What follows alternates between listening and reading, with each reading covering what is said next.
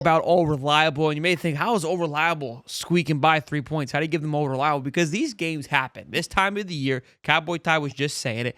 You're going to find yourself with these kind of games. You go into Wisconsin, you're traveling far, it's cold, it's the Big Ten at night, the bounce house. It's going to be rowdy. They're going to throw you the whole kitchen sink at you.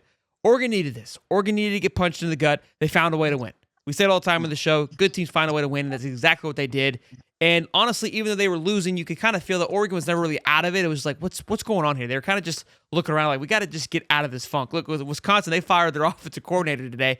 Maybe if they had a little bit of a better play calling, they may have pulled one off there at the end. And look, Luke Fickell is nothing to frown upon. I mean, he's turned that Wisconsin program, trying to get that thing up and running. So it's just like a typical Big Ten, like Northwestern or Purdue. Wisconsin's got some juice behind it, and look out for them next year to kind of continue to build on some of the momentum they've had this year. Got walloped against Alabama, but have really found themselves. And again, they lost their quarterback, Tyler Van Dyke, at that Alabama game. So been working on finding their own identity since then. But Cody, what are your thoughts on the game? Yeah, it's tough to go into Camp Randall at night with that rowdy crew. I mean, it's a tough game, and the Ducks need this reality check. They ran the ball well. I wish they would have went a little bit more to Jordan James. It seems like he had explosive plays, but they just could never get it all together. It feels like they would, the drives would stutter. And hats off to Wisconsin's defense for just flying around and absolutely laying the wood, and not afraid of the Oregon speed on the outside at all. So just kind of an ugly game. It was one that they need to have, but they still got the dub, and that's all that matters.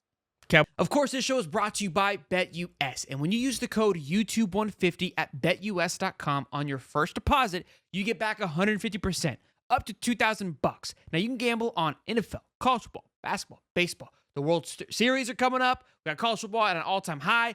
Heisman winners are going back and forth. Who's going to the SEC? Who's going to the Big 12? All kinds of things. You can literally gamble on anything you set your pretty little mind to. And on your second and third deposit, you get back 125%, up to $2,000. So be sure to go check out betus.com. Use the code YouTube150 to take advantage of these offers while they still last. Now back to the show. Boy Ty? Yeah. I mean, it was an ugly game for Oregon. And honestly, it was those jerseys. I mean, honestly, if you sit there and you look at them and those little stockings they had on with their legs showing, I wasn't a big fan of that. So that had to be their worst game they played because they're ugly uniforms. But to the game, honestly, I mean, they didn't look Oregon-esque, but sometimes in college football, about this time of year, you go through these games when the other team is at their best, and you have to go into a rowdy crowd, and you got to find a way to win a football game. And I think at the end of half, Wisconsin got the ball, and they took 8.5 minutes off the clock. And when you can take 8.5 minutes off and you can limit Oregon's possessions, you can eliminate some of that high-scoring offense that they had. They didn't have Tez Johnson either, but Evan Stewart stepped up very big for them. And at the end of the day, if you look at it, Wisconsin played old-time Wisconsin ball, and they were trying to grind it out and limit the possessions, and they did, but they didn't limit it enough. And then Oregon found a way to win, and they eliminated the big plays that Oregon usually gets, but it just wasn't quite enough, and they didn't produce enough offense throwing the football to be able to win that game. But it was a well-played game by Wisconsin. Luke Fickell gives me Kyle Whittingham vibes. Those guys are great coaches. They find a way to make you beat them. They're not going to go out of their way. They're going to really figure things out and try to play you at their best, and that's exactly what Oregon got. I think, like I said, perfect timing for them to get a little nudge. They don't have much friction to end this season until that Big Ten championship.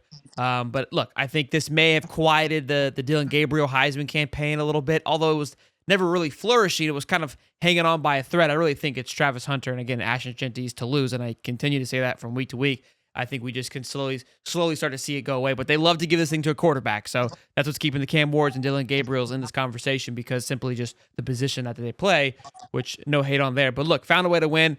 Ugly uniforms or not, I mean, I don't mind. I've always loved a good Oregon uniform, but all reliable, getting it done as always. And we may just keep them that way because of the way the rest of the season looks. They could just be getting it done.